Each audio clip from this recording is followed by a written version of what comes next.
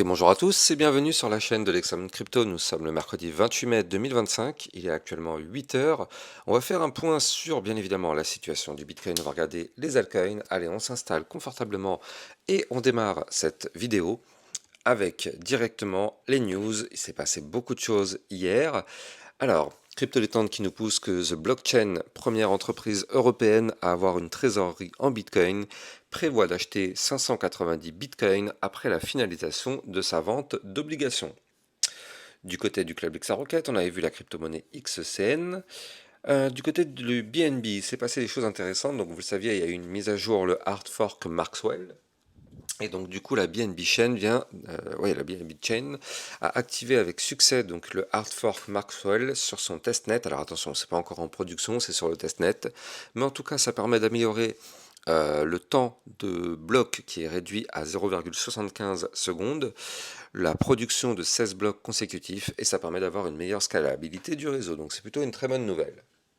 Elon Musk confirme que X-Money a commencé sa phase de test bêta en disant que ce sera d'abord une bêta à accès limité et lorsqu'il s'agit des économies des gens, une extrême prudence est nécessaire. Donc ça c'est logique, hein. On ne met pas en production quelque chose aussi sensible sans l'avoir testé, retesté, surtesté. Notcoin aussi, crypto très intéressante à surveiller. Il y a peut-être un mouvement qui est en cours de préparation. On a vu ça hier dans le club l'Exarocket. Je rappelle d'ailleurs que si vous aussi vous souhaitez recevoir des belles opportunités, ça se passe dans le club. Vous avez le lien en description de vidéo. Et jusqu'à demain soir, vous avez un code promo ATH30 qui vous permet d'obtenir un bonus de 30% sur toute la durée de votre abonnement. Donc n'hésitez pas, le lien est en description de cette vidéo. Alors, pour ceux qui aiment bien Solana, hier on a fait un point complet dédié ou dans lequel on l'a analysé en long, en large et en travers. Donc allez regarder cette vidéo pour tous les amateurs de Solana. Clairement, c'est une vidéo, je pense, à ne pas rater. Il y a eu très très peu de vues, hein. Vraiment, je comprends pas, mais allez la voir.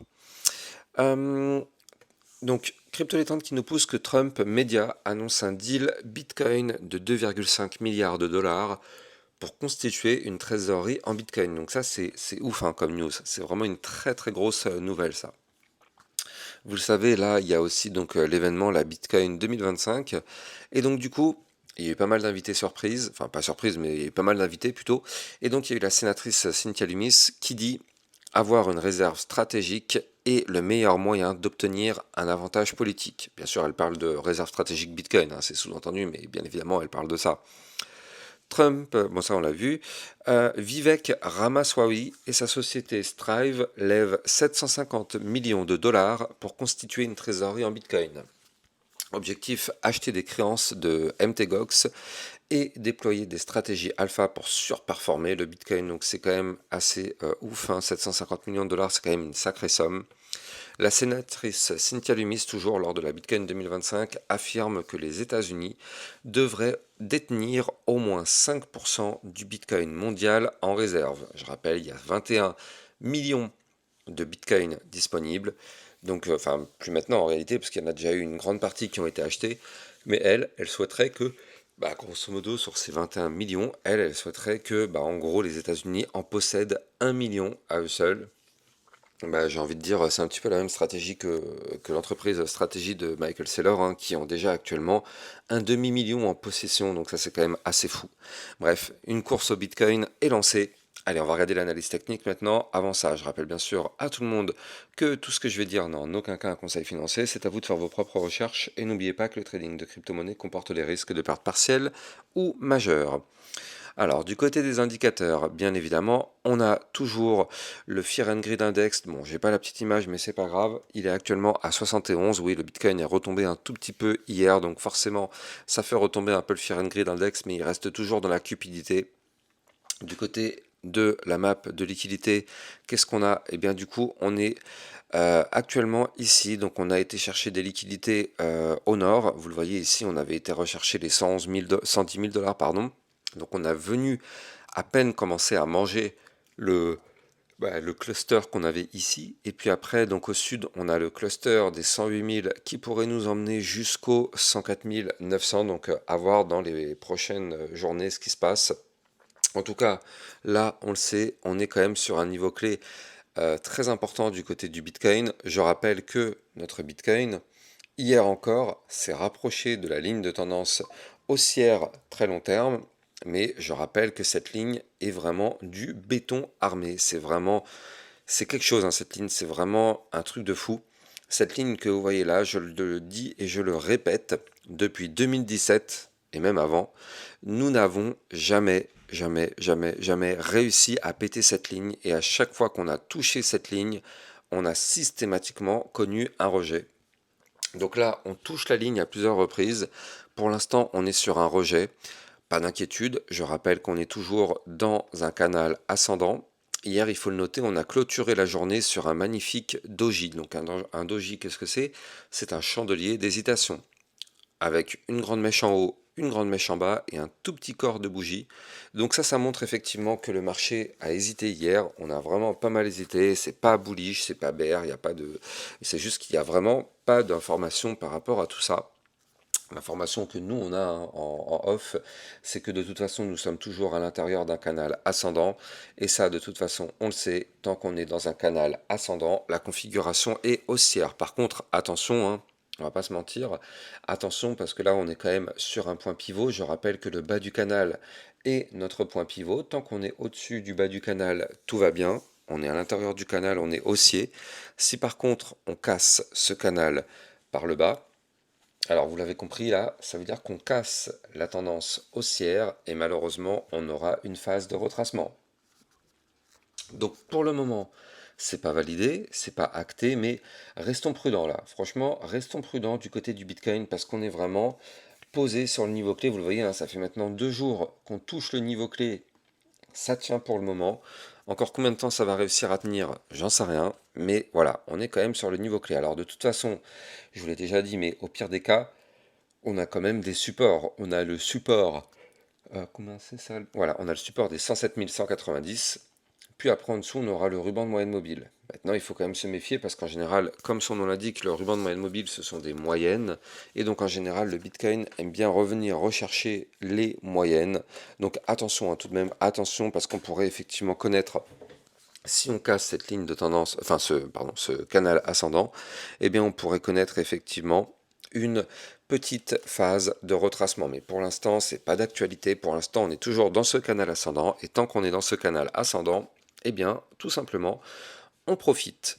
Je rappelle que nous sommes aussi à l'intérieur d'une zone de latéralisation. Donc en réalité, vous le voyez, hein, c'est ce range, celui que je vous avais déjà donné depuis un jour ou deux. Bah, en fait, il est toujours d'actualité. Regardez ça, hein. Cette boîte violette qui est là, c'est notre range. Pour l'instant, on a un Bitcoin qui latéralise à l'intérieur de cette zone-là. Et donc là, vous le voyez, on est venu chercher une première fois le haut du range ici. Donc ça, c'était avant-hier, donc le 26 mai.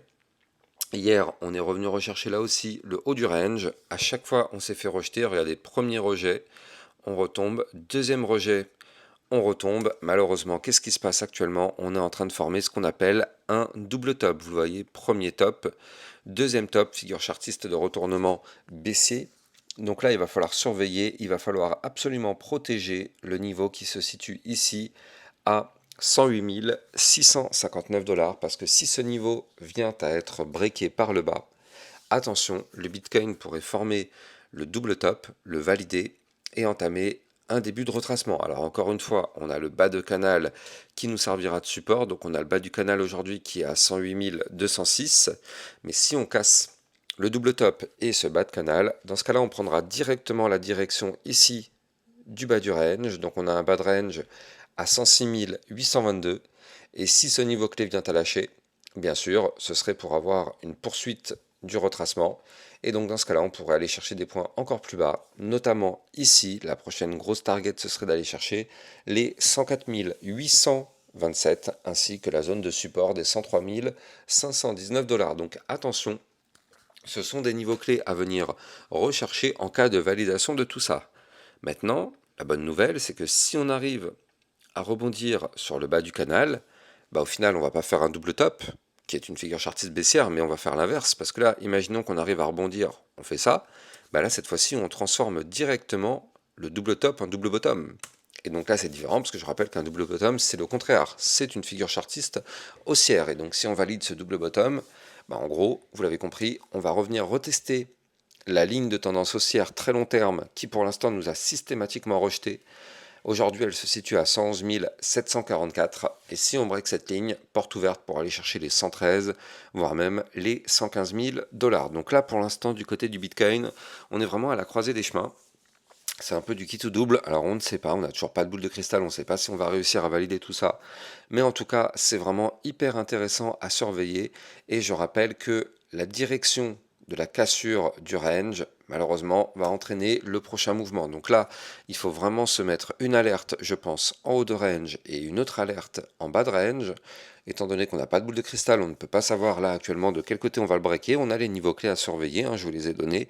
On a les niveaux clés, mais on ne peut pas savoir de quel côté on va breaker. On a quand même des indicateurs qui nous montrent que pour l'instant on est toujours haussier, mais attention à ce petit double top qui pourrait peut-être nous faire des petites misères. Donc soyons quand même prudents pour le moment du côté du Bitcoin et des altcoins, surtout que vous le savez, à la seconde où le Bitcoin risque de chuter, tout le marché crypto va chuter et surtout beaucoup plus fort. Et en parlant justement des altcoins, eh bien, hier il s'est passé un truc intéressant du côté de l'Ethereum. Je ne sais pas si vous avez fait gaffe à ça, mais il s'est passé un truc intéressant. Alors, avant de continuer, je rappelle que vous pouvez trader les crypto-monnaies en utilisant mon lien de parrainage Binance que vous avez en description de vidéo. Ça vous permet d'obtenir un bonus à vie de 10% sur vos frais de trading. Et surtout, ça vous permet de trader sur une plateforme enregistrée PSAN auprès de l'AMF. N'hésitez pas, vous avez le lien en description de cette vidéo. Donc là, du côté de l'Ethereum, eh bien, hier, on a connu donc une belle poussée, ça fait plaisir. Alors attention, on n'a pas breaké des niveaux clés, mais on a juste fait une belle petite reprise de force. Et donc justement, là, qu'est-ce qui s'est passé hier? Vous le voyez, on a invalidé, et c'est ça qui est intéressant, on a invalidé le double top. Parce que, regardez, je rappelle que là, l'Ethereum avait formé ici un premier top, un deuxième top. On était venu ici, donc le 25 mai, chercher la ligne de coup du pattern. Heureusement, on ne l'a pas validé. Ça a tenu. On a rebondi sur le bas de range et hop, on reprend de la force. Donc là, vous le voyez, le double top actuellement n'existe plus. On reste dans une phase de consolidation. Et la bonne nouvelle, ce sont ces bandes de Bollinger ici qui commencent à être vraiment ultra compressées. Donc ça commence à devenir très très sérieux. Attention, on est en train de préparer un très joli mouvement. Quand je dis un joli mouvement, c'est qu'il y aura beaucoup de volatilité. Maintenant, ça ne veut pas dire que ce sera haussier. Si on veut une hausse, eh bien on n'a pas le choix. Le niveau clé à breaker, je vous le donne, il faut le noter sur un papier, il est à 2738 dollars. Ça, c'est le niveau clé à breaker si nous voulons avoir une hausse sur l'Ethereum. Tant qu'on est sous ce niveau clé, il ne faut pas espérer quoi que ce soit, on n'aura pas de hausse. Voilà, c'est clair, net et précis, aucun doute sur ça. On est vraiment chirurgical. Pourquoi je vous parle de ce niveau clé? Parce que ce niveau clé, c'est le haut du range. En plus de ça, il est au-dessus des bandes de Bollinger qui sont resserrées. Donc c'est quasiment sûr que si on pète ça, oui, on peut avoir un mouvement très volatile qui pourrait nous emmener au 2008, peut-être même aux 3000 dollars. Maintenant attention, si on break ce range cette fois-ci par le bas, parce qu'il faut le noter, le haut du range, c'est bien sûr une résistance.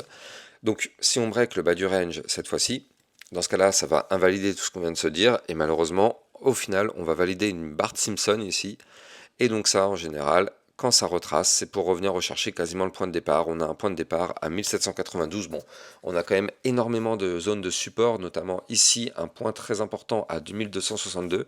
On aura un autre support ici à 2103 dollars. Mais bon, vous l'avez compris, ça ferait déjà un retracement qui pourrait faire quand même très très mal. Donc c'est pour ça, on ne veut absolument pas voir une cassure de ce range par le bas. On veut vraiment le péter par le haut parce qu'avec ces bandes de Bollinger resserrées, c'est un mouvement très volatile qui se prépare. Ça, c'est un mouvement à plus 5 ou à plus 10% directement du côté de l'Ethereum. Donc, effectivement, prudence extrême.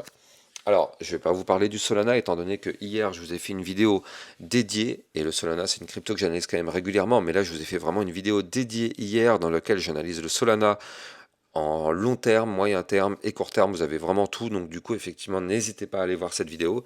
En tout cas, si vous kiffez mes contenus, n'oubliez pas de liker, commenter, partager au maximum. Vous le savez, ça participe au référencement de ma chaîne YouTube. Et surtout, abonnez-vous pour recevoir tous les jours 1, 2 à 3 vidéos concernant le Bitcoin et les altcoins. A plus tard, ciao ciao. Bitcoin, Ethereum, you know the drill. Lost it all but came back with the skill.